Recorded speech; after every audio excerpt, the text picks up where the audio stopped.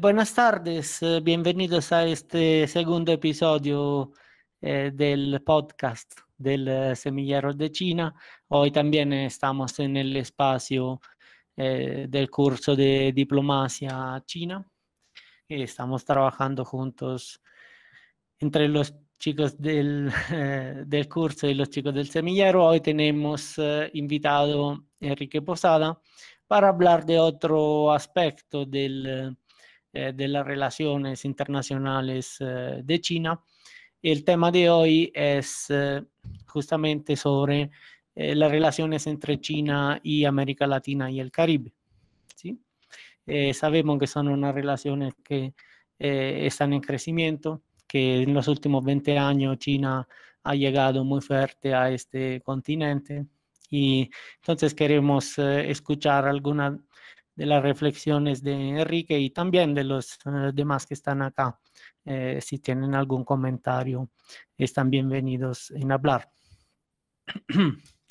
Entonces, Enrique, ¿usted qué opinión tiene sobre el crecimiento de las relaciones de China con América Latina y el Caribe? Esto, ¿cuáles son las ventajas y las desventajas de tener una relación más estrecha con China? Bueno, muy buenas tardes. Buenas tardes. De nuevo, las relaciones de América Latina con China, pues vienen de los años 50, los primeros, digamos que los primeros países en establecer estas relaciones, está México, en primer lugar, Cuba. Colombia tardó un poco más por una característica importante, es que el modelo colombiano de desarrollo en lo político, en lo económico, ha estado siempre muy al pie, siguiendo los pasos de Estados Unidos. En 1980 se establecen las relaciones de Colombia con China. A continuación del establecimiento de las relaciones de Estados Unidos. Por eso digo que Colombia va un paso atrás, siguiendo más o menos la orientación que traza Estados Unidos frente a China. Entonces es en 1980, o se van a cumplir, se están cumpliendo este año 40 años de esa relación. Yo puedo hablar con más propiedad, por supuesto, de las relaciones de Colombia con China, porque ha sido mi carrera, mi trayectoria, porque además de haber estado 4 etapas de mi vida en China, creo que ya ustedes escucharon algo sobre eso. Hubo una etapa en que fui diplomático, trabajé en la Embajada de Colombia en China y viví entonces ese periodo donde las relaciones económicas y comerciales de Colombia con China eran precarias, demasiado precarias. El comercio era mínimo, cifras bastante insignificantes comparadas con hoy, cuando ya las cifras llegan a miles de millones de dólares. Y cuando,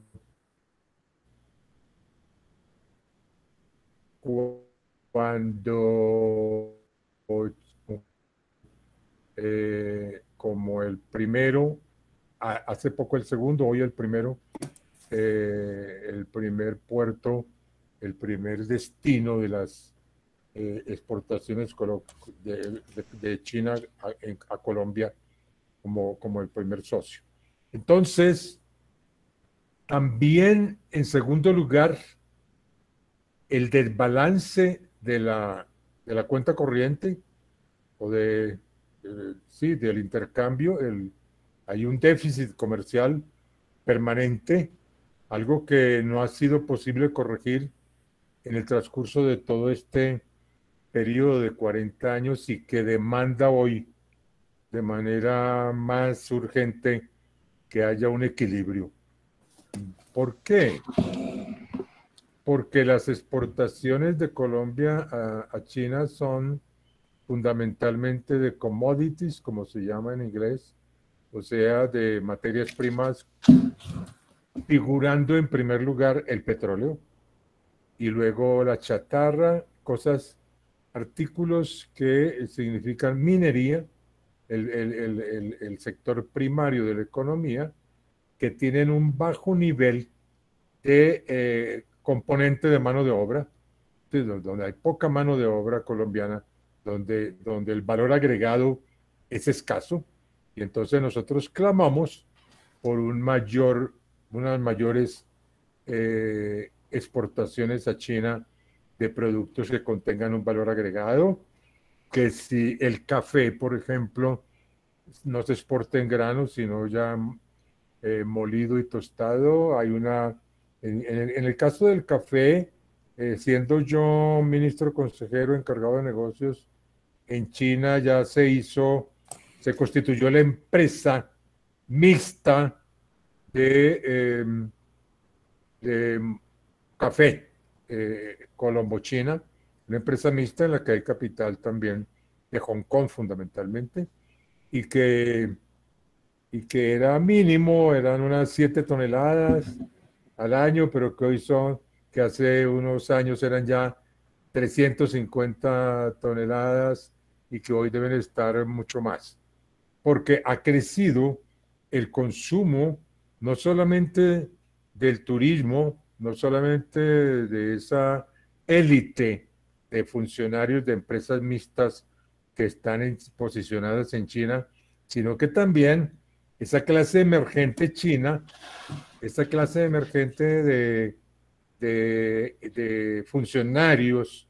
de las empresas extranjeras y funcionarios de las empresas estatal y privadas, estatales de China en combinación con las privadas de muchos países del mundo, esos funcionarios chinos y esa juventud, ya que la que llamamos clase emergente, está consumiendo más café y lo está prefiriendo como un objeto de regalo, como un objeto de regalo, muchas veces con una Instacreme uh, para hacerlo menos amargo, en fin, para hacerlo más del gusto chino, pero está aumentando significativamente esa exportación de Colombia hacia China.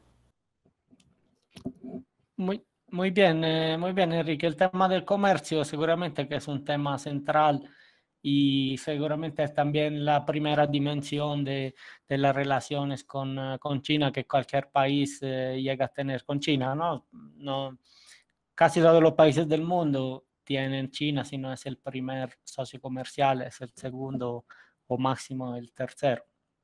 Entonces seguramente el comercio es el primer puente de llegada de los chinos al continente. Me gustaría entonces profundizar, mostrar unos datos que he recolectado sobre el comercio entre China y América Latina y después podemos profundizar y los demás aspectos de la relación.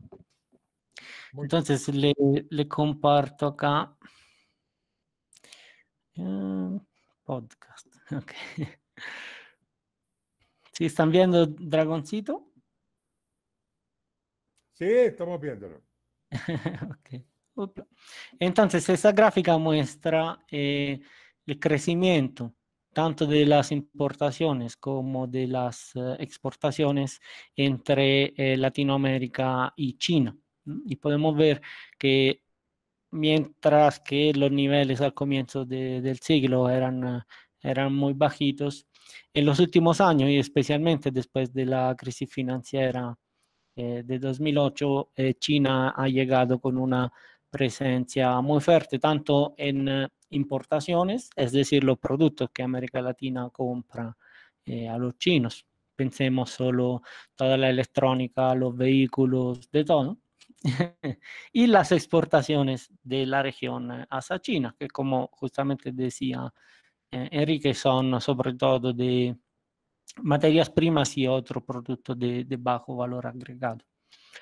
Como se puede ver en esta gráfica, el dragón, la parte de la espalda del dragón son las importaciones que llegan a América Latina desde China y son constantemente mayores que las exportaciones. Entonces, de esta gráfica se puede notar muy bien el déficit comercial que tenemos con China. No es solamente Estados Unidos que se queja porque tiene déficit comercial, sino como justamente lo decía Enrique, debemos hacer algo. Eso sobre todo los países latinoamericanos deben hacer algo para exportar más y para poder colmar el déficit comercial que tenemos con China.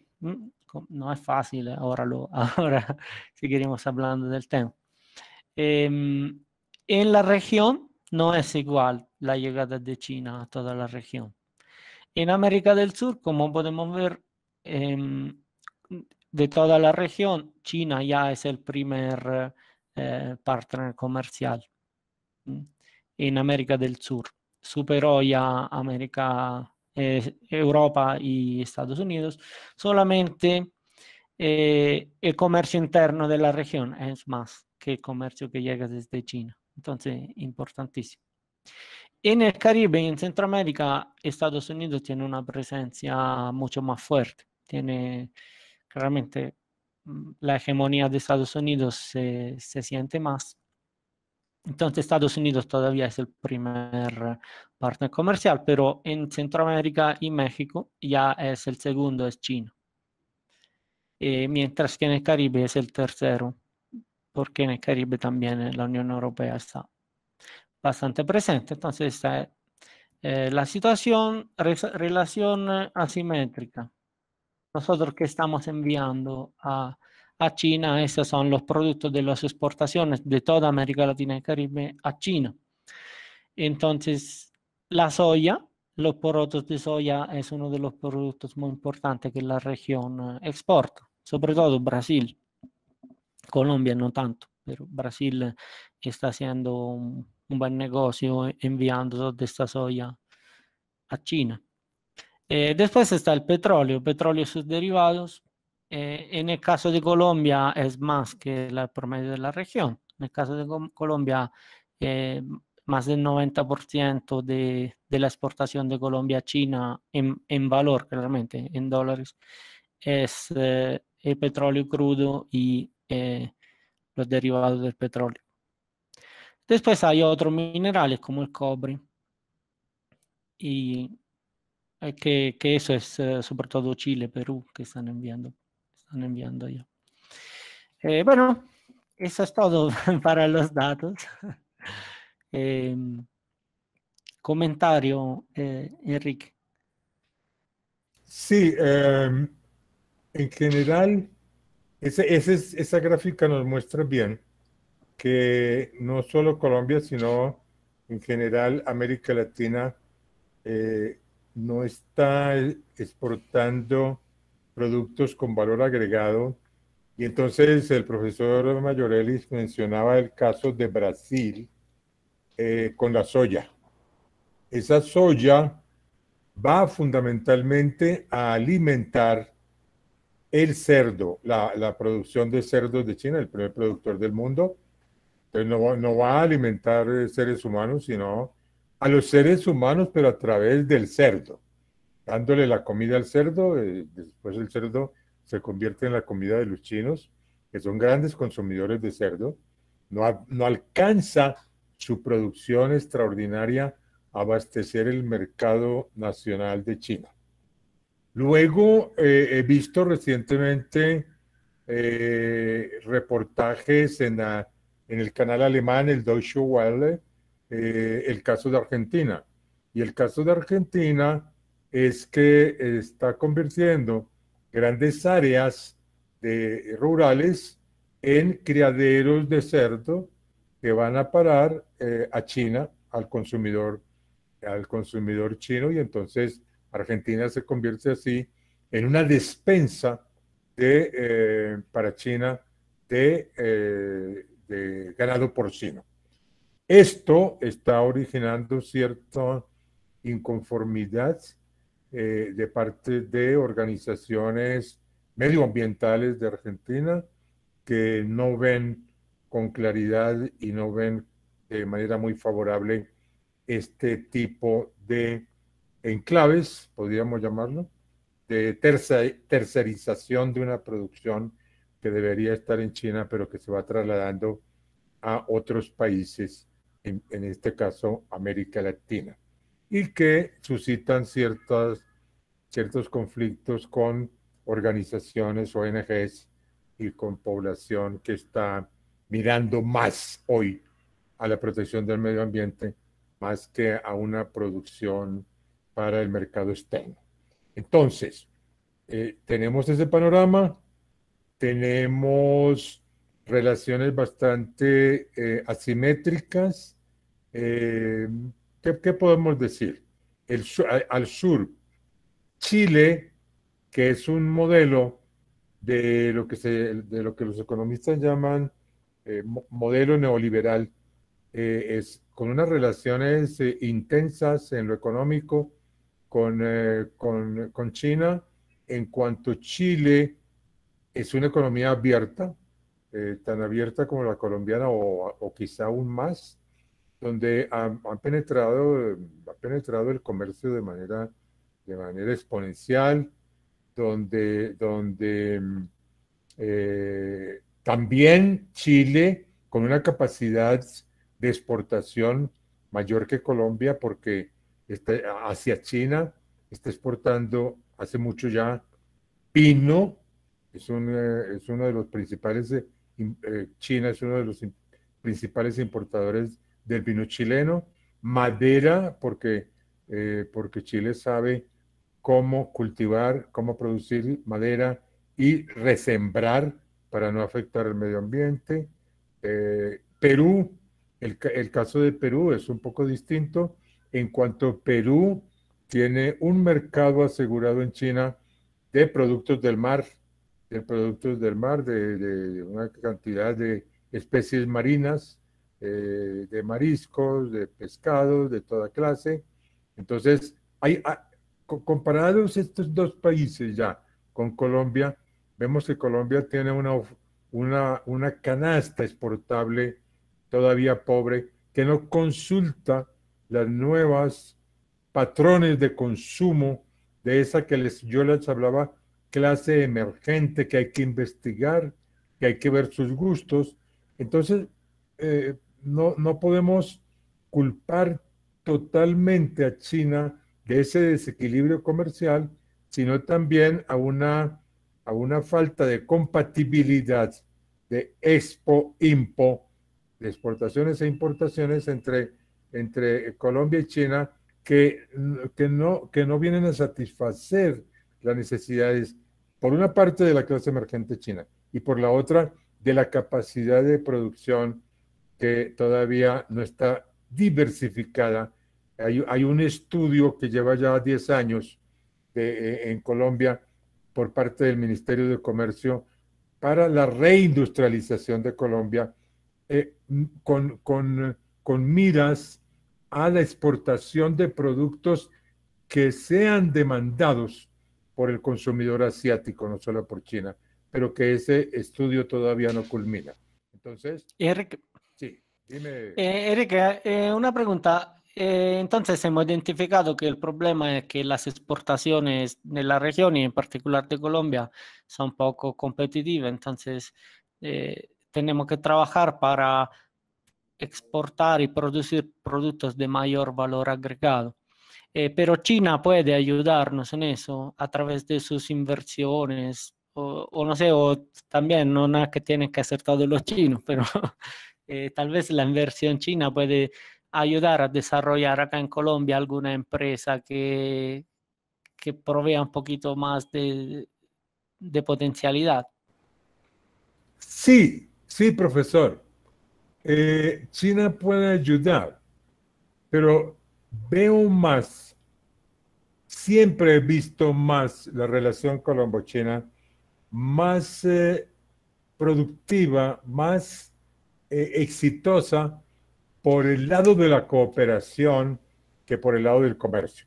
Sin dejar de lado el comercio, y en eso podemos profundizar un poquito más adelante, sin dejar de lado el comercio, que es fundamental en la relación de un país con otro, lo que nos está llamando China mediante un manifiesto que se titula Política de China para América Latina y el Caribe, que fue dado a conocer por el anterior presidente chino, Hu Jintao, en la reunión de APEC, del foro APEC, de cooperación de Asia-Pacífico, en 2008, reunido en Lima.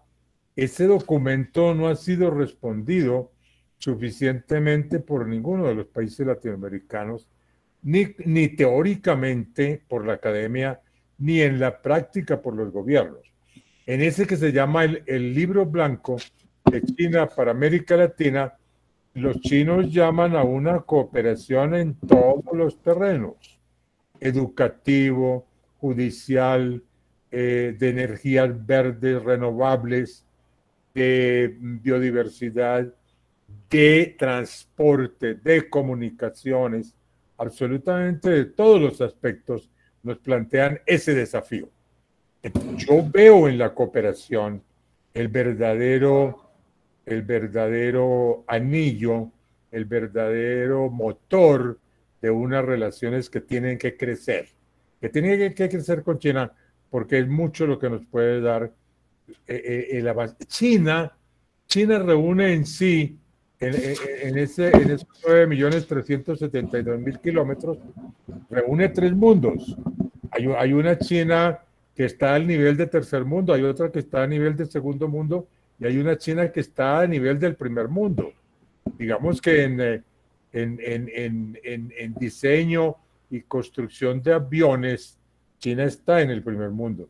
Digamos que en avance tecnológico, en tecnología de ciberespacio, ahí tenemos a Huawei, está en el primer mundo. Digamos que en energía eólica y energía solar está en el primer mundo. Entonces, esos son campos en los cuales Colombia y América Latina puede aprovechar mucho. Pero yo lo digo en un documento que ya es viejo, hay que renovarlo, en un documento de un libro que el Observatorio Asia Pacífico fue contratado por el Ministerio de Relaciones Exteriores de Colombia para actualizar el libro Inserción de Colombia en el Asia Pacífico. Yo tengo ahí un documento donde digo que no solamente China tiene que ofrecer, sino Colombia también tiene que ofrecer a China, porque conozco no solo las ventajas y los aspectos destacados de China, sino también sus debilidades. Las he vivido. Entonces, ¿Colombia qué tiene? Tiene una biodiversidad tentadora para una potencia como China, que está en el Amazonas, que está en la Orinoquia. Son las plantas, es la fauna. Aquí estuvo el Instituto de Verano durante muchos años de Estados Unidos tratando de clasificar y de explotar la fauna colombiana para la industria de los cosméticos, para la medicina herbaria, y esto China tiene ahí una tentadora oferta. Colombia puede ofrecer en el campo del conocimiento una cosa extraordinaria que la experiencia negativa de Colombia que se vuelve positiva es la experiencia en cómo tratar a los desplazados en las ciudades. Colombia es ejemplo de eso, cómo resolver los cientos de desplazados que llegan a Bogotá de zonas donde ha habido violencia. Esa es una riqueza. China no tiene desplazados por la violencia, pero tiene desplazados porque quedaron 150 millones de brazos, 150 millones de personas quedaron sin empleo cuando se disolvió la comuna, cuando se desmontó la comuna popular. ¿A dónde fueron? A las ciudades. ¿A qué? A ofrecerse como lo que aquí llamamos rusos o albañiles, o con un palustre, que eso se aprende en una semana mirando. Esa población desplazada no tiene el carácter violento de Colombia, pero al final, en su desemboque, en su etapa final, representa los mismos problemas para las ciudades. Colombia puede ofrecer, y sabemos que es modelo, el Instituto Colombiano de Bienestar Familiar, la legislación sobre adopciones de niños. China está todavía muy al comienzo. Con todo lo avanzado, lo que ha avanzado China, está muy al comienzo de legislación sobre adopciones, sobre el tratamiento de la niñez, sobre el tratamiento de género. Colombia puede enseñarle a China. Con todo orgullo, sin falsa humildad, Colombia puede enseñarle a China en esos campos. El SENA es un instituto modelo que ellos miran casi con envidia y que quieren copiarlo. El SENA es modelo en América Latina y en el mundo. Entonces, son cosas del conocimiento. En legislación ambiental tenemos cosas que ofrecerle a China. Ellos quieren aprender rápido.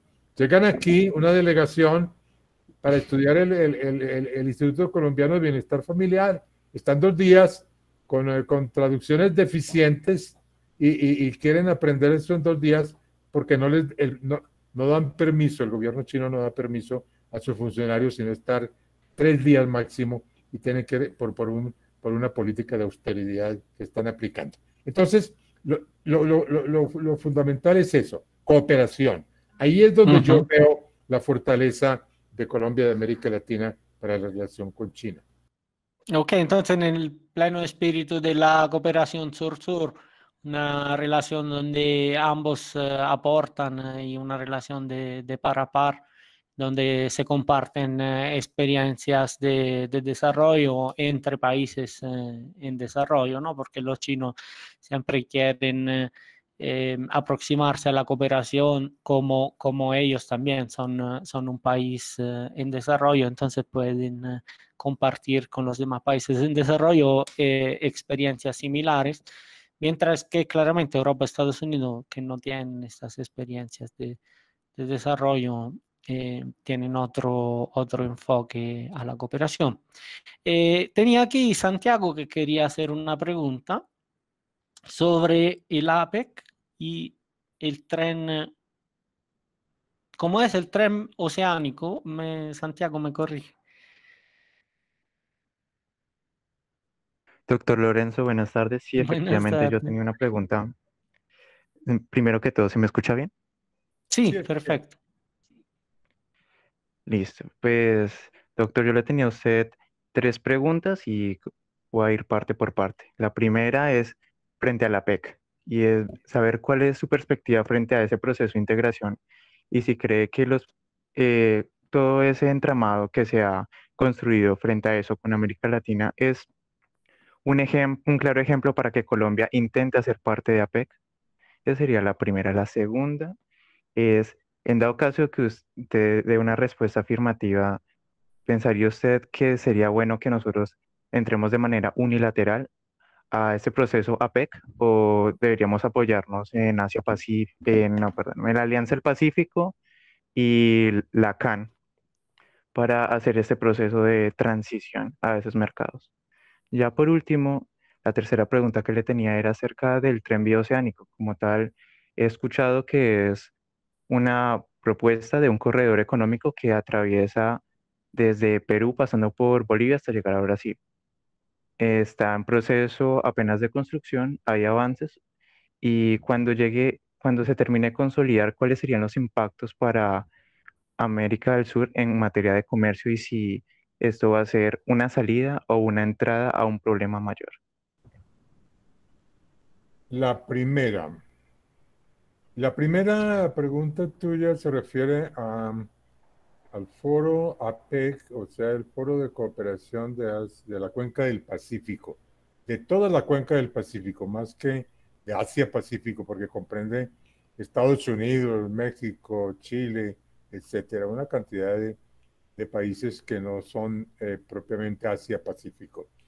Colombia perdió la oportunidad de ingresar a ese foro APEC hace aproximadamente ya casi 15 años por un desconocimiento de las reglas de ese entonces, por un mal manejo diplomático del problema de ingreso, de las condiciones de ingreso a la APEC, y en segundo lugar, porque Colombia no hizo presencia en su debido momento en todo, siendo observador ya poco después, años después, siendo observador y siendo invitado a una cantidad de eventos que tiene APEC en el mundo y que tienen que ver con todas las ramas de la economía, de la producción agropecuaria, de la pesca, de todo, de la tecnología, de las patentes. Entonces Colombia lo que hacía era, a mí me tocó, siendo diplomático en China, que lo que hacía era enviar a diplomáticos para evitar gastos. Y esos diplomáticos pues no entendían cuando era una conferencia sobre patentes, nada de patentes, entonces el conocimiento que de ahí se derivaba y la relación con colegas, con homólogos de una cantidad de países no se lograba por un problema de economía, de austeridad. Entonces no hacía presencia o su presencia era simplemente de cortesía, de cumplir con el deber, de ser visibles, nada más.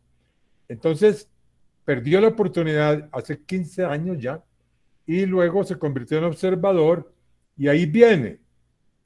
Pero la APEC cerró matrículas hace ya como 5 o 6 años, que no admite a más miembros por una política de la APEC que es respetable y que puede no entenderse bien. Cuando ya quería India entrar, cuando estaba Colombia para entrar, cuando estaba Costa Rica, una serie de países, no solo Colombia, entonces paró ahí y sigue en stand-by. No le niegan definitivamente, sino que lo tienen ahí. ¿Sería importante entrar? Claro que sí, porque es otro escenario de grandes conocimientos, de intercambio de conocimiento y de cooperación, obviamente. ¿Cómo debería entrar? Como sea. Ya, la Alianza del Pacífico ya en APEC está solo falta Colombia. Está México, está Chile, está Perú. Solo falta Colombia y a Colombia le apoyan estos países de la Alianza del Pacífico para que entre allá. Y le apoya a Corea y Colombia le apoya a China, muchos países, pero hay una directiva y hay una que dice no, hay que esperar. Entonces, y luego la APEC también ha cambiado bastante.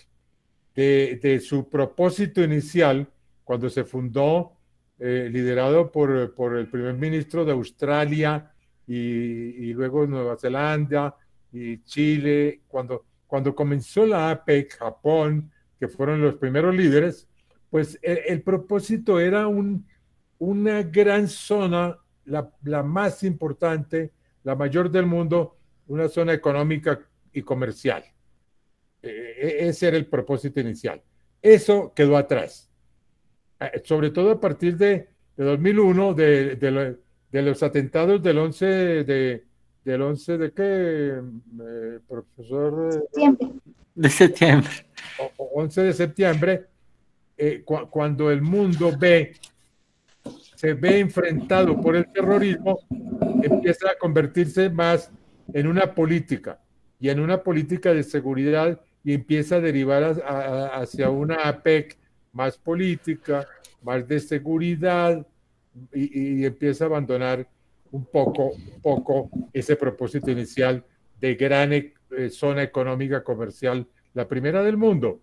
Y luego empieza a ser confrontado por el gobierno de Obama, que crea la TPP, la Trans-Pacific Partnership Association, y para para aislar a China.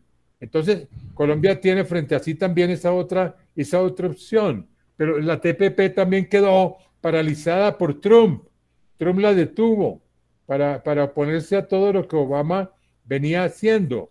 Entonces, ahora también es desconocida y es casi irrelevante. Enrique, una cosa, usted acaba de decir que comienza como una idea enfocada en el comercio y después se transforma en una organización más política, pero esto no podría significar que hay unas relaciones más estrechas entre los dos lados del Pacífico y entonces los asuntos ya no son solamente para hacer negocios, sino surgen también muchos asuntos políticos.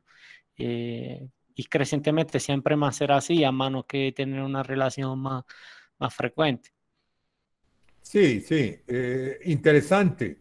Interesante desde el punto de vista político, cultural, etcétera, pero menos, pero desdibujado su propósito inicial, ya no es la gran cuenca que ofrece unos espacios de intenso comercio, de diversificación de la industria mediante exportaciones e importaciones. Ya no es eso. Y Entonces, entonces, ¿dónde se desarrollan estas relaciones? ¿Cuál es el foro donde se lleva a cabo estas negociaciones, esos intercambios políticos, sociales, económicos? es una reunión anual donde están los Dice presidentes, el APE. la APEC. Sí, Y pero se dice que eso es el foro principal de la interacción o hay otros foros donde son más importantes para la interacción entre Asia, Pacífico y América Latina y el Caribe. está la ASEAN, la Asociación de De Países países de sureste. del Sudeste Asiático, donde Colombia acaba de obtener no membresía, porque no es un país asiático, sino un destacado papel. Ha sido admitida Colombia como observador, creo. Acaba de ser admitida en una posición muy importante de la ASEAN. Ese es un foro sumamente importante, donde están en Malasia, Tailandia, Singapur, Benin, donde está Filipinas, donde están todo ese mundo que son también más de casi 2.000, otros 1.500 millones de habitantes. Está la Y, ASEAN más China, pero ahí no tiene Colombia que ver. En la er- ASEAN, allí Colombia tiene un papel. Está Singapur con todo su potencial de inversión, de comercio. Ahí está Singapur como una estrella de ese ASEAN.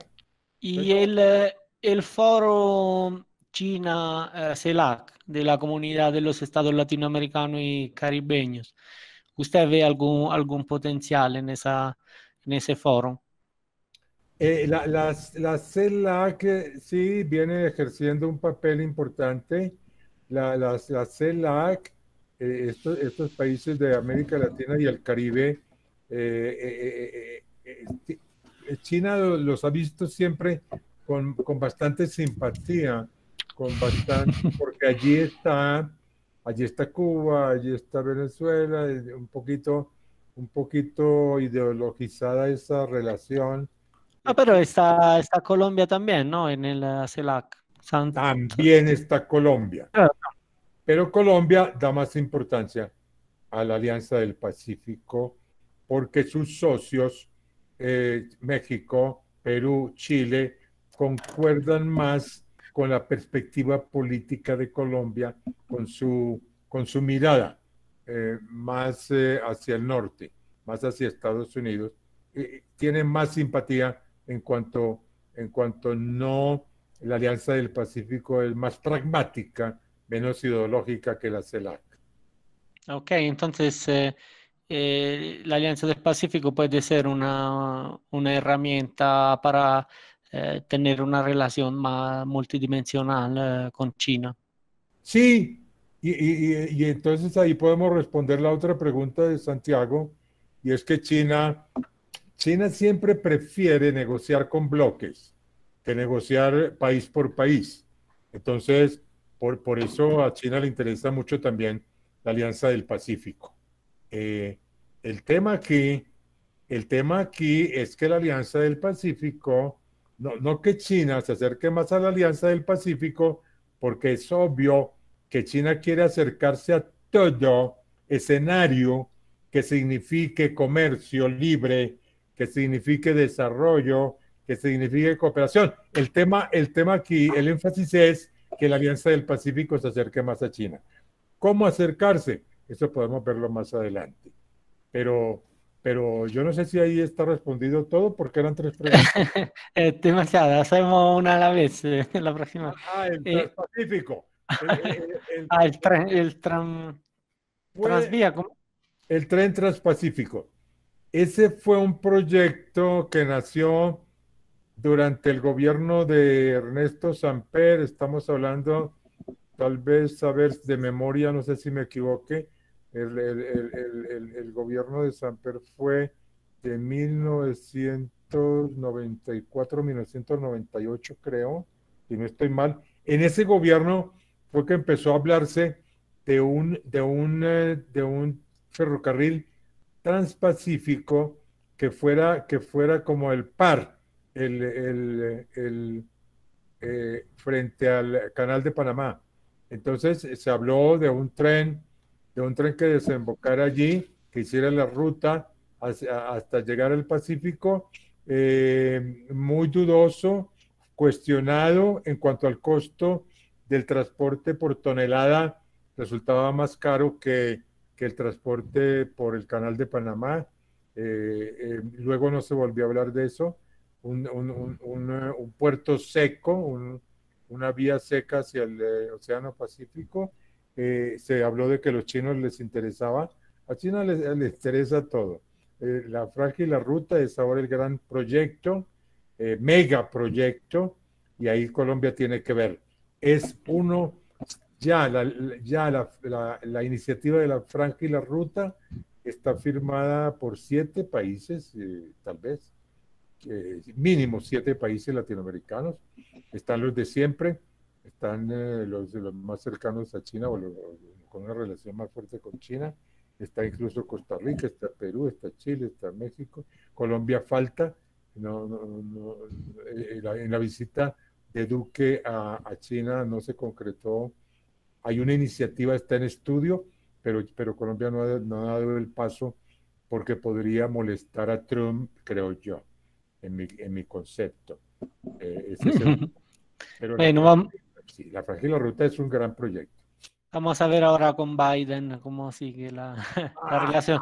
Muy interesante ver si habrá o no un cambio de política frente a China. Hemos dicho en el otro podcast que probablemente seguirán con la continuidad frente a la aproximación con China. ¿Sí? Entonces, en el sentido de seguir aún con otro tono la guerra comercial. sí, depende mucho. No veo que puede haber cambios. Si gana Biden, como parece, hace media hora estaban, Están parejos. estaban muy, muy parejos, eh, pero si gana, pues Biden es Obama, fue su vicepresidente, trazará una política de confrontación también con China, pero, pero no tan drástica, no tan en términos de aranceles, de cifras, de una guerra comercial. Los demócratas, China siempre negoció mejor, con más comodidad, con los republicanos y con los demócratas. ¿Por qué? Porque los demócratas ponen el énfasis en la defensa de los derechos humanos. Ponen no tanto la defensa de los derechos humanos, sino de darle duro a China, darle en la cabeza en el tema más débil de los chinos, que son los Los derechos humanos. valores y el Sí, sí. tema más de ideología. Muy bien, Natalia, que es nuestra estudiante y también integrante del semillero, va a participar al concurso del Instituto Confucio. Debe escribir un ensayo sobre las relaciones entre China y Colombia a los 40 años de reconocimiento diplomático. Eh, entonces, si Natalia está lista, nos podría compartir rápidamente en 2 o 3 minutos o los minutos que haga falta su idea de ensayo para que podamos ofrecer un comentario con Enrique.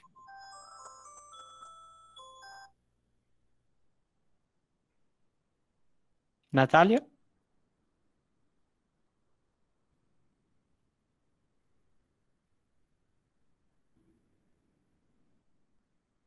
Bueno, tal vez entonces no está listo. Bueno, entonces pasemos, pasemos a otro tema. Tiene una pregunta sobre un tema delicado, nuestro compañero Juan José, sobre el tema de Taiwán. Juan José Saya, para que pueda hacer la pregunta. Aló, ¿me escuchan? Sí. Buenas, doctor Enrique. Pues tengo una pregunta porque, pues entendiendo que en América Latina están la mayoría de los países que reconocen al gobierno de Taiwán como el chino, eh, ¿por qué considere que esto se da y no en otra región como África o Europa o alguna de Asia? Por qué se da en, repito?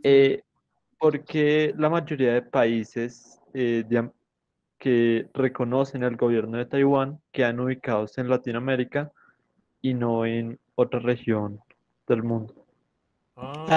Porque son nueve países sobre 15 que reconocen a Taiwán, están sobre todo en Centroamérica y Sí, Caribe. sí. Centroamérica y el Caribe. Y Paraguay en América del Sur. Paraguay en el sur, Paraguay único en el sur y en el Caribe y Centroamérica los demás, sí. Bueno, a ver, hay varias versiones. Hay varias versiones, la que más he leído yo, la que más he consultado es que en la medida en que Taiwán se ve cercado, se ve aislado por la política de China y la respuesta de los países del mundo a China, a la política de China, de una sola China, estableciendo relaciones con Pekín y rompiendo con Taiwán. Entonces los recursos que Taiwán destinaba antes a decenas de países en cooperación, en donaciones, etcétera, ahora los concentra obviamente en estos 9 países latinoamericanos que le quedan y que lucha a brazo partido por mantenerlos. Entonces, y Taiwán tiene recursos. Taiwán tiene un PIB importantísimo, de un país de desarrollo intermedio, de una potencia de segunda, pero una potencia. Entonces tiene plata y tiene plata. ¿Cómo estimular? ¿Cómo, cómo hacer donaciones? ¿Cómo, yo no sé, algunas muy cristalinas, otras menos, algunas muy transparentes, otras menos, en construcción de estadios, en cooperación en energía, en cooperación tecnológica que la tiene como, entonces, en concesión de becas para estudiar, muchas. Entonces, ese es uno de los factores importantes que hacen que Taiwán mantenga estas relaciones a nivel diplomático en estos 9 países, creo yo. No tengo así más desarrollos teóricos que aportar. Enrique, ¿usted está de acuerdo que Colombia no tiene relaciones diplomáticas con Taiwán? No, no es que, profesor, no es que esté de acuerdo o no, sino que es un hecho. Es decir, Bueno, cuando Colombia el 7 de febrero de 1980, a continuación de Estados Unidos, y detrás de Estados Unidos se vino una avalancha de países que establecieron relaciones con Pekín, pues Colombia suscribió ese acuerdo, suscribió ese tratado de relaciones diplomáticas con base en el respeto a la posición de China de reconocer a Pekín, al gobierno de Pekín, como el gobierno legítimo, y a China, a la República Popular China, como la nación que debía estar en la ONU y en todas las organizaciones mundiales. A partir de ese momento, entonces yo concuerdo con esa posición. Pero eso no quiere decir que yo, incluso como director del Observatorio Asia Pacífico, desconozca a Taiwán, desconozca su importancia y no esté convencido de que un día tiene que llegarse a un entendimiento entre el estrecho de Taiwán y China continental, que sea pacífico, que se llegue a un acuerdo de convivencia civilizada entre estas dos partes y no de disputa. Además, yo he vivido en China y he podido ser testigo después de las reformas de una relación cada vez más íntima entre Taiwán y China continental. Es que están ahí uno frente al otro. Desde Xiamen uno puede ver en un día despejado, ver a Taiwán, ver a Taipei, sin necesidad de anteojos, de grandes distancias. claro, claro, es un tema que es de fundamental importancia, en mi opinión también. Completamente. Quien estudia China debe saber también qué está pasando con Taiwán, porque en mi opinión es importantísimo. Es como cuando Alemania estaba separada en dos países. Acá China, más que China, el pueblo Han está separado.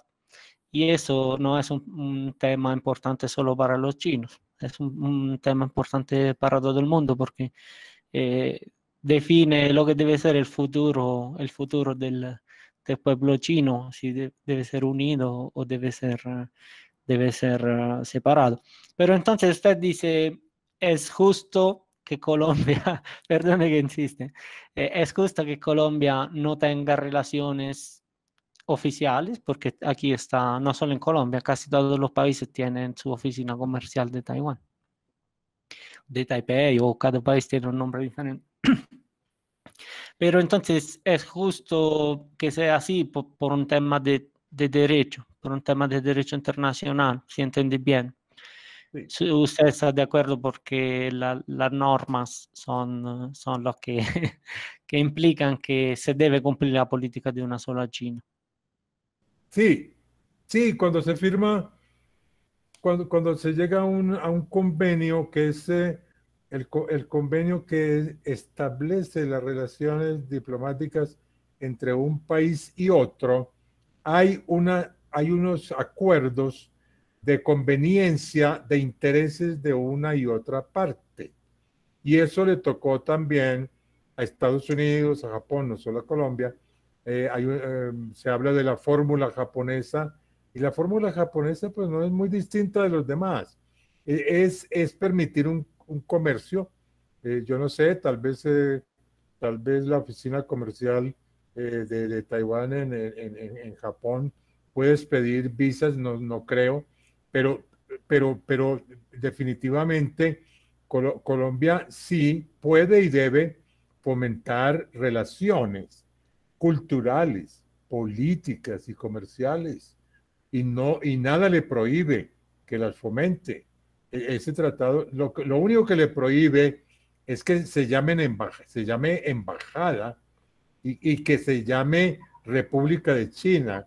No, lo único que Pekín dice es, llámenla Taiwán China o llámenla provincia de Taiwán. porque ella es una provincia, no es un país independiente. Eso yo lo respeto, pero, no creo que se deba frenar la relación con Taiwán, porque eso sería hacer un daño mismo a Colombia, porque Colombia tiene mucho que derivar de su relación con Taiwán. Sí, nada más ver esas patinetas eléctricas que están acá en la calle. Muchas de ellas son taiwanesas. Ellos tienen mucha tecnología. También acá que se usan las motos. Muchas de esas partes vienen de Taiwán. Porque, como usted decía, es un país con una economía importante. Son un país o como lo queremos llamar, una zona aduanera autónoma entre las 20 primeras del mundo. Entonces, es importante. Es decir, Colombia se puede beneficiar, en mi opinión, de cómo está el status quo en este momento. De Por tener... ejemplo, profesor, para que estos estudiantes y este semillero tan importante que está en una denominada cátedra de diplomacia china tengan muy presente y no cometan errores diplomáticos, es que cuando hablen con los chinos de Pekín, nunca, mejor, no es nunca, es que es mejor, tendrán una relación mucho más fluida y amistosa con los chinos de Pekín si no hablan de Taiwán como país.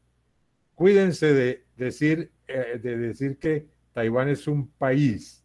No, es mejor, pues en ese momento, ser cortés con ello y evitar fricciones diplomáticas, porque entonces llamarlo la provincia o territorio,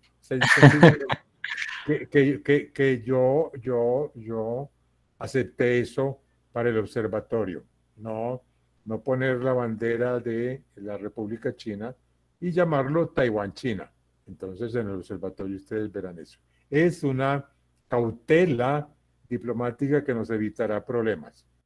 Sí, sí, sí, claramente porque además es un tema también de investigación súper importante para los que estudian China y que estudian Asia del Este. Entonces, queremos seguir trabajando con ambos y tenemos que tener buenas relaciones con ambos.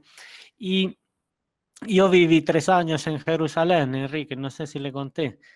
Y entonces ahí también es delicado siempre decir Sí, sí, dónde vas, se va a Palestina, que es un país o no es un país. Se toca hacer a veces exacto, un poco de malabares. exacto. Ahora, brevemente comentarles, ya ustedes escucharían la conferencia del profesor Mayorelli sobre la teoría de una sola China. Hay una teoría de Deng Xiaoping que dice un país, dos sistemas. Un país, dos sistemas es una teoría inventada por Pekín, por Deng Xiaoping, no solo para, para recibir de nuevo a Hong Kong, después de 150 años de ser un enclave, una colonia de Inglaterra, sino también dirigido a Taiwán, como una política dirigida a Taiwán. Es decir, mire, acepten la bandera de China, acepten la bandera de roja de 5 estrellas amarillas, cedan a la tentación de convertirse en país independiente y tendrán todo. Les respetaremos sus relaciones con el exterior, su comercio, su moneda, y seremos una sola nación, o somos ya una sola nación, pero seremos un solo país. Esa es la propuesta contenida en la teoría de un país, dos sistemas, en resumen, dirigida más que a Hong Kong, o aparte de Hong Kong, dirigida a Taiwán, que es mucho más espléndido para ellos, mucho más tentador para ellos que Hong Kong. Sí, bueno, porque en la misma constitución china se pone que la unidad del pueblo chino es una de las prioridades de la República Popular de China y Bueno, sin entrar mucho, pero también de este lado de Taiwán hay mucha gente que se siente chino y quiere reunificar. Son más diferencias políticas que culturales. El tema de Taiwán es un tema extremadamente complejo que tocaría hacer otro podcast solo para hablar de eso.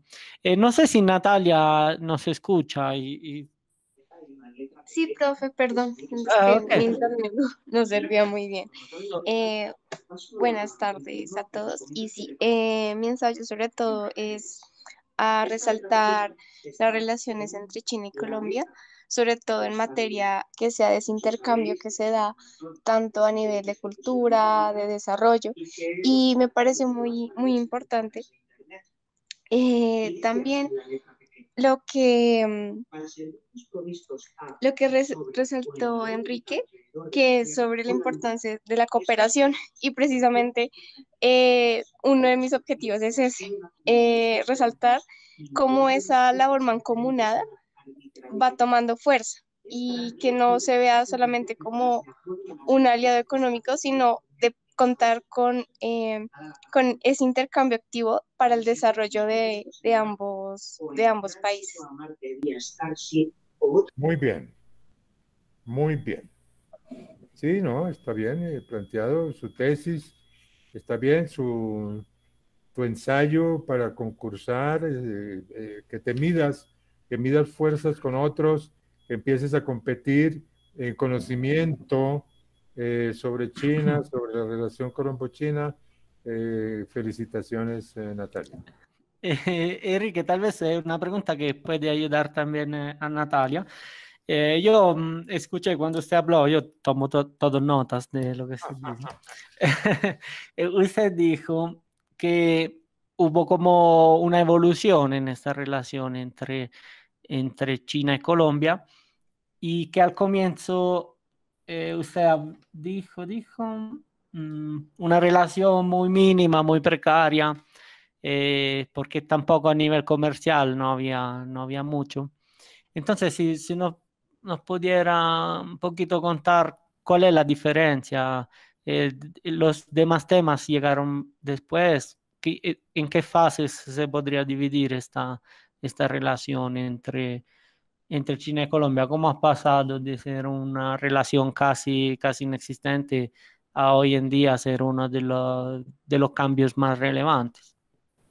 Bueno, yo trabajé esa relación en la embajada en los años 83-86.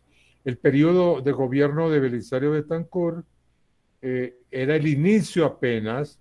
Yo llegué a China con el segundo embajador. El primero fue Julio Mario Santo Domingo, un empresario, ustedes saben quién es, quién fue, ya murió. Fue el primer embajador. Yo fui con el segundo. El segundo embajador, Alfonso Gómez Gómez, se devolvió a Colombia a los 3 meses de llegar junto conmigo, y entonces, porque fue nombrado ministro de gobierno, se llamaba en ese momento, no ministro del Interior, sino ministro de gobierno de Belisario Betancur. Entonces yo quedé como jefe de misión durante un año, o sea, lo que se llama en francés chargé d'affaires, encargado de negocios. Esa etapa, un año que yo supe aprovecharlo, y tuve también la fortuna de recibir el buque Gloria, la primera vez que llegaba a Puerto Chino en Shanghái, y fundamos la empresa mixta para procesamiento del café, siendo ministro de Relaciones Exteriores Lloreda, Rodrigo Lloreda. Esa es la etapa primaria, así comienza las relaciones a nivel diplomático y las relaciones comerciales. Era mínimo el intercambio comercial. Luego el desarrollo de esas relaciones está más fincado en los aspectos culturales de suscripción de convenios con el Banco de la República para la cuenta corriente, etcétera. Delegaciones de tipo cultural, delegaciones parlamentarias cada año, delegaciones militares, generales importantísimas, pero nada más significativo en el plano político y comercial. Hasta el gobierno, digamos, de Uribe, cuando el viaje de Uribe deja algunos frutos, como por ejemplo las becas que el ICETEX concede cada año a 20 estudiantes chinos que llegan a Colombia para aprender el español. Eso se lo pidió al presidente Uribe, un estudiante en la Universidad de Pekín, cuando él fue a dar una conferencia allí, y Uribe concedió que fueran 20 cada año. Ese es un hecho bastante relevante. Y luego de Uribe, llegamos ya a la etapa de Juan Manuel Santos, no muy significativa en la relación con China, y la última de Duque, ya con Duque, ahora sí, lo más significativo en este periodo, que es el metro de Bogotá. No hay un hecho tan contundente de presencia de China como el metro de Bogotá, donde se ve que ya los chinos, después de dar muchos traspiés, por fin aprendieron a licitar en Colombia. Yo, como director del Observatorio de Asia Pacífico, en el año, tal vez, si mi memoria no falla, 2017, hice un foro sobre inversión china en Colombia y los chinos salieron quejándose. Estaba el proyecto de navegabilidad del río Magdalena, nada menos. Esa empresa sigue acá, Hidrochina, sigue esperando el gran proyecto de navegabilidad del río Magdalena, donde los chinos pueden aportar mucho. Pero entonces se quejaban de que todos los fracasos en licitaciones se debían a la corrupción en Colombia.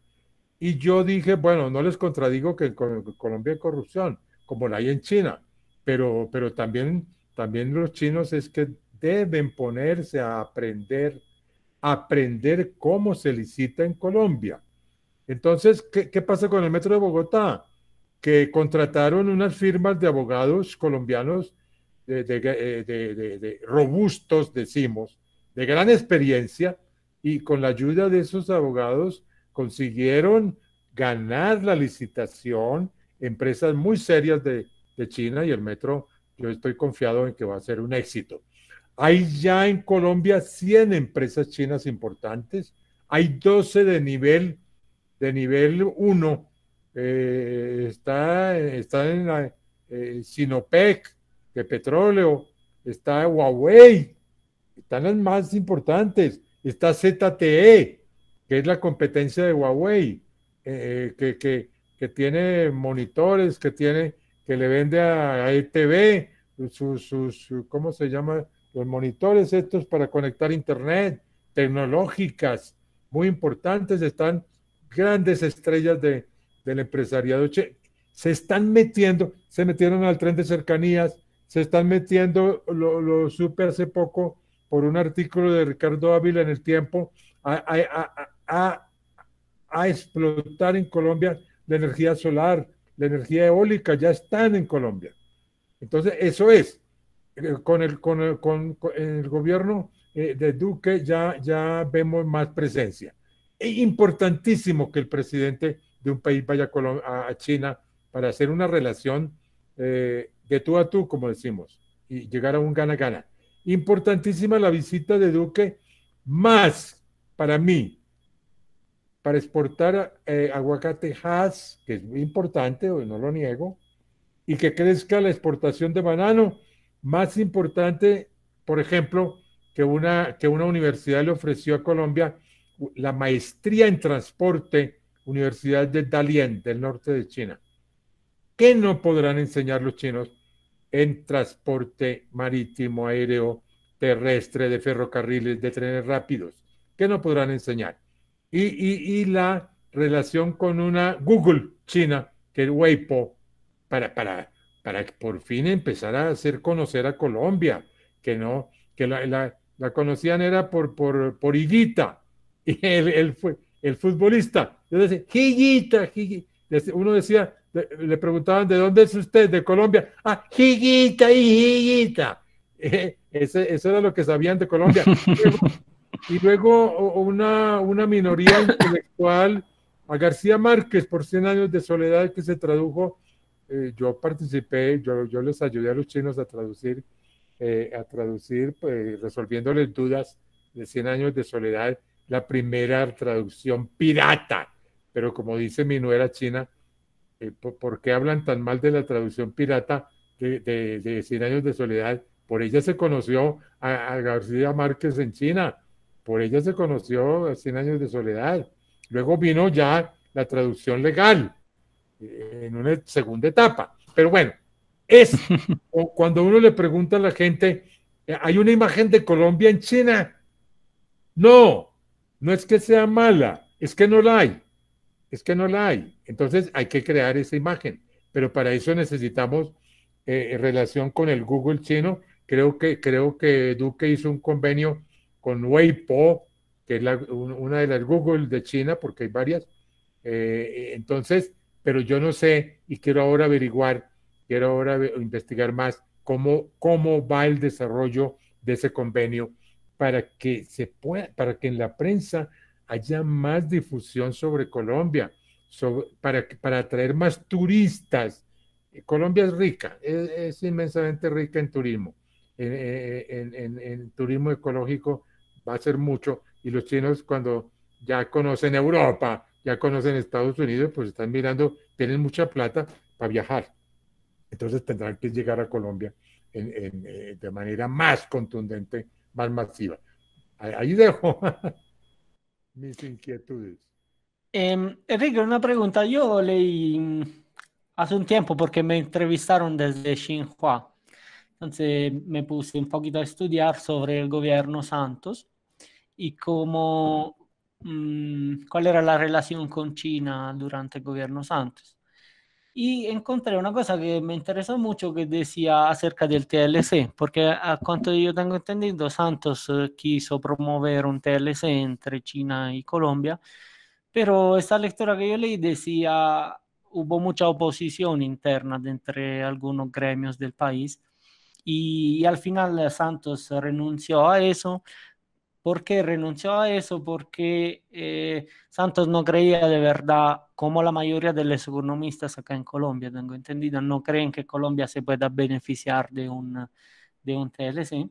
Y entonces dice Santos lo dejó porque él quería solo ganar puntos políticos, con eso no puntos económicos, puntos políticos en el sentido de crear una relación estrecha con China pudiera dar un estatus mejor a Colombia en las relaciones internacionales. Esa era la tesis que decía eso que yo leí. ¿Qué le parece? Efectivamente es así. Si Colombia, pues, Colombia necesita puntos políticos a través de la cooperación con China, ¿cómo se puede interpretar? Sí, bueno, ¿por qué yo dije que no fue significativo? Fue muy gris, el periodo de Juan Manuel Santos en su relación con China. No hay nada destacado. Justamente está el TLC como una iniciativa. China empujó bastante para que se hiciera, empujó de manera diplomática, claro, pero fue una ambición. Santos encontró una oposición, sí. ¿Cómo se llama esa oposición a un TLC con China? Se llama ANDI, fundamentalmente. ACOPI no tanto, ACOPI no tiene mucho que perder. En cambio, la ANDI sí. Una anécdota al respecto. Sí, cuéntanos más que no sabemos, yo por lo menos no sé. Bueno, una anécdota que es gráfica. Cuando llegó el primer ministro Li Keqiang, año 2000, estamos en el 2020, ¿verdad? Duque lleva 2 años, 2018, 2017, tal vez 2017, no quiero equivocarme, me corregirán. Llega a Colombia el primer ministro de China, Yo fui invitado a ese banquete en el Palacio de Nariño. Fui invitado también un colega llamado, bueno, no doy el nombre, muy importante en el turismo. Después de ese banquete, estando allí, el presidente de la ANDI me dijo, tú no viste cuando el discurso, no te diste cuenta, el discurso de Juan Manuel Santos estaba hablando de temas económicos y comerciales y el presidente de la ANDI se fruncía, se fruncía, lo veíamos jalarse de los pelos casi, de que Santos no fuera a mencionar esa palabra, ese acrónimo, TLC. ¿Por qué? Pues porque obviamente Colombia le teme, Colombia, no solo la ANDI, Colombia le teme a que un TLC sea desfavorable para Colombia en el sentido de que se deje libertad de aranceles, se decrete una serie de productos de importación de China que ya los tiene mediante el contrabando y entonces se destruya trabajo nacional. Pero lo que yo he sostenido siempre es, mire, Colombia no es el meollo de que va a crear una catástrofe a China, porque el comercio de Colombia con China es mínimo. El comercio de China con el mundo es tan grande que el comercio con Colombia es insignificante. Es el 0,028 del comercio mundial de China. Entonces no está fincado ahí el propósito de China y además lo hace a través de Panamá, mediante el contrabando. Entonces, ¿qué es lo que hay que perder? Lo que hay que perder es sentarse a la mesa con los chinos frente a frente, sin complejo de inferioridad, sino como iguales, y negociar producto por producto y sencillamente ir a un gana-gana, en un gana-gana, como lo hizo Costa Rica, un país mucho más débil que Colombia, que tiene que Costa Rica 5 millones, no sé, hoy, bueno, Colombia es un país de 50 millones, en América Latina es una potencia de nivel intermedio, es tercer Sí, país sí. en muchos aspectos, es cuarto en otros aspectos, es un país importante. Entonces, negociar gana a gana y en un pie de igualdad y dejemos ese complejo de las venas rotas de América Latina, que es el libro de Galeano de hace ya mucho que quedó atrás, o de sentirnos patio trasero de Estados Unidos y llegar y terminar plegándose a esa vindicta de que somos patio trasero. No. Entonces, negociar. ¿Qué productos dejamos libres? ¿Qué productos dejamos en moratoria? ¿Cierto? ¿Qué productos le ponemos salvaguarda? Sí, para defender el trabajo nacional. Eso es lo que tenemos que hacer. Y no seguir esquivando una relación comercial que con un TLC tendría seguramente más frutos, como lo ha negociado Perú y no se cayó la economía peruana, como lo negoció Chile y no se cayó la economía chilena, como lo negoció un país pequeñito, pero muy decente y muy importante que es Costa Rica. Y, no, y hubo polémica. En Costa Rica no fue fácil, pero no se ha estremecido la economía costarricense por eso. Ese es mi criterio. Ok, ok. Sí, bueno, ¿y por qué no cree que entonces China pueda para Colombia o para países de América Latina decimos así, de estatus similar? China no pueda servir como para contrabalancear la influencia de Washington, o al contrario, hacer estos juegos puede ser peligroso y uno puede quedar quemado. Eso es, todo es peligroso en diplomacia, pero yo lo que creo es que Colombia debería jugar más a 3 bandas, no a una. Debería aprovechar mejor. Debería contrabalancear, lo que tú dices. Ese es el verbo. Contrabalancear y astutamente jugar a una diplomacia que le permita, llenar el vacío que ha dejado Estados Unidos sin que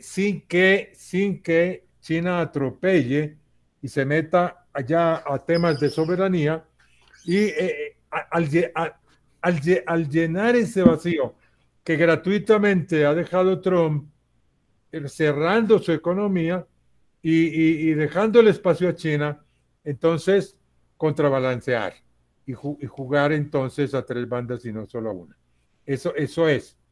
Donde me tientas, doy la partida. Donde puedo sacar jugo de una disputa chino-norteamericana que convenga a Colombia, eso es lo que nos debe guiar, la conveniencia de Colombia. Pero tenemos el ejemplo que no se logró sacarle mucho jugo a la rivalidad entre Estados Unidos y la Unión Soviética en su época. No se ha logrado acá en la región. No sé si esta vez sí se puede. Sí. No, porque no hemos sabido. Tenemos buenos economistas. Colombia tiene uno de los mejores economistas de América Latina, pero no de los mejores políticos, de los mejores diplomáticos, ¿no? De la astucia que sabe China explotar. Esa astucia del juego a 3 bandas. Eso lo tiene China. Juega a 3 bandas. Entonces nosotros debemos Sí. aprender mucho. Muchísimas gracias, Enrique. No sé si hay alguna otra pregunta, Juan José o Laura, Natalia, Andrés. Si no hay ninguna otra pregunta, te agradecería mucho, Enrique, por el tiempo que nos dedicaste. Ya es segundo episodio de este podcast.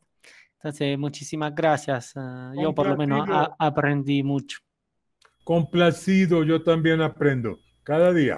Aprendo de ti y aprendo de los jóvenes. Muy buenas noches. Gracias, Enrique. Buenas noches. Saludos.